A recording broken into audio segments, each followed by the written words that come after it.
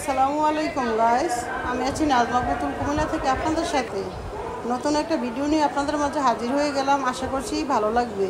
আপনি যদি ফেসবুক থেকে আমার ভিডিওটি দেখে থাকেন তাহলে প্লিজ আমার পেজটা ফলো দিয়ে দিবেন, আর যদি ইউটিউব থেকে দেখে থাকেন তাহলে প্লিজ আমার চ্যানেলটা সাবস্ক্রাইব করবেন।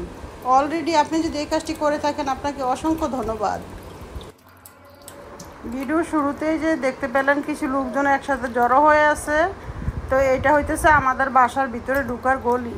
তো এই গলির মধ্যে বাচ্চারা বড় বড় সাউন্ড বক্স নিয়ে আসছিল, তারপরে প্যান্ডেল করছিল পার্টি করার জন্য।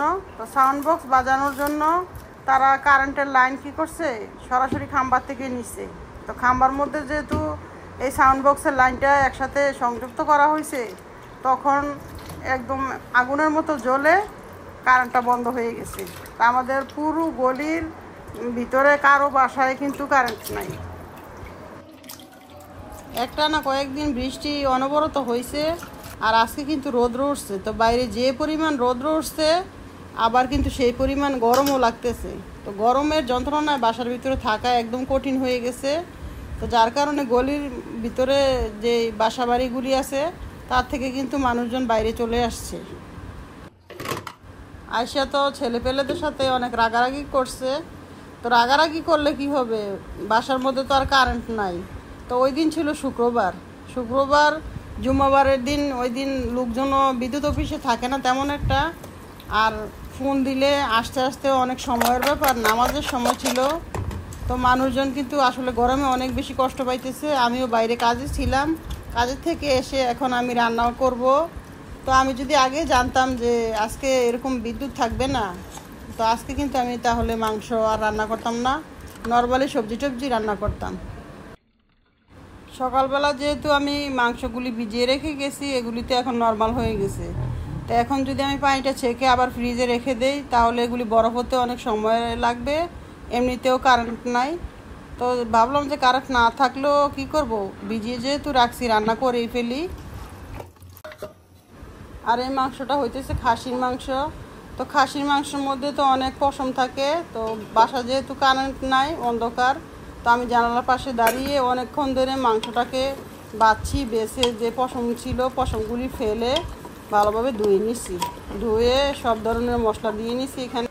আর খাসির মাংস রান্না করতে তো মশলার পরিমাণ একটু বেশি লাগে। তো আমি এখানে মাংসটার মধ্যে পরিমাণ মতো মশলা দিছি। আর এই মাংসটা আমি আজকে পেঁয়াজ দিয়ে কষা ভুনা করব। তো ওই পেঁয়াজের সাথেও কিছু মশলা দিব। তো চুলায় মাংসটা বসিয়ে দিয়ে আমি মাংসের মধ্যে একটা পেঁয়াজ কেটে দিয়ে দিছি। মাংসটা সিদ্ধ হইতেছে, মানে কষানো হইতেছে আর কি। আর এখানে আমি বসে বসে পেঁয়াজ কাটতেছি। তো এখানে বেশি পরিমাণে পেঁয়াজ নিছি যেহেতু পেঁয়াজ দিয়ে ভুনা করব। আর আমাদের বাসার বিদ্যুৎ কিন্তু আসা যাওয়া করতেছে। তো বিদ্যুৎ এভাবে আপ ডাউন করার কারণ হইতেছে নিচে যে লোকজনগুলি দাঁড়িয়ে আছে তারা কিন্তু এমনি এমনি দাঁড়িয়ে নেই, তারা বাঁশ একটা হাতে নিয়ে কারেন্টের লাইনটা লাগানোর চেষ্টা করতেছে। তো লাইন ঠিকই লাগিয়ে নিচ্ছে, কিন্তু বিদ্যুতের যে পাওয়ার ভোল্টেজ কিন্তু আসে নাই। লাইট বন্ধ হইতেছে, জ্বলতেছে, এরকম করে সারা বাসার লাইন ডিস্টার্ব করতেছে। তা আমি আবার তাড়াহুড়ো করে গিয়ে ফ্রিজের লাইনগুলি অফ করে দিছি, না হলে তো ফ্রিজও নষ্ট হয়ে যাবে। তো বাকি যত বাসার কারেন্টের লাইন টাইন আছে কম্পিউটার সব কিছু অফ করে দিছি। জুম্মার নামাজ শেষ করে তারপর বিদ্যুৎ অফিসের থেকে লোক আসছে, লোক আইসা আমাদের বাসার লাইন দিয়ে গেছে। তো লাইন যে দিয়ে গেছে, দেওয়ার পরে কিন্তু আবার আপ ডাউন শুরু করছে, মানে ভোল্টেজ ওঠানামা করতেছে। তো তারপরে উনি অনেকক্ষণ লাগিয়ে এই লাইনটা ঠিক করছে। তো বাচ্চাদের সাথে যেহেতু পাড়ার যে মুরব্বীরা আছে সবাই কিন্তু রাগারাগি করছে। তো তখন যে ছেলেপেলেরা এই লাইনটা নষ্ট করছে তারা বলছিল যে যদি বিদ্যুৎ অফিসের থেকে লোক আসে তারা টাকা দিবে। তো বিদ্যুৎ অফিসের থেকে যখন লোকজন আসছে তখন তারা কী করছে, পালিয়ে গেছে। তারা আর আশেপাশে কেউ নাই। পরে তাদেরকে অনেক খোঁজাখুঁজি করছে, আর পায়নি কাউকে। তো পরে আশেপাশে বাসাগুলি আমাদের আছে সবার থেকে টাকা নিয়ে বিদ্যুৎ অফিসের লোকদেরকে দেওয়া হয়েছে। আর ওনারা অফিসে থেকে এই খাম্বার যে বিদ্যুৎ আছে বিদ্যুৎ অফ করে দিয়ে আসছে। তো অফ করে আইসা এখানে লাইন টাইন ঠিক করে বলতেছে যে এখানে যে পোলাপান কারেন্টে লাইগা দুই একজন মারা গেছে না, এটাই কিন্তু আল্লাহর অনেক বড় রহমত। আর ওনারা নামাজ পড়ে এসে কারেন্ট ঠিক করতে আসছে, ঠিক করতে করতে প্রায় 5টার মতো বেজে গেছে। তো যাই হোক, আপনাদের সাথে গল্প করতে করতে আমি কিন্তু রান্নাটা প্রায় করেই ফেলছি।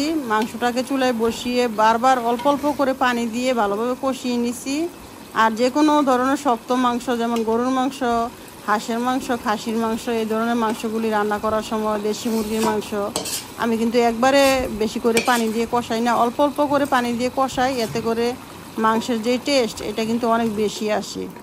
তো অল্প অল্প করে পানি দিয়ে মাংসটাকে কষিয়ে, তো আরেক চুলার মধ্যে আমি পেঁয়াজটাকেও সব মশলা দিয়ে কষিয়ে নিয়েছি।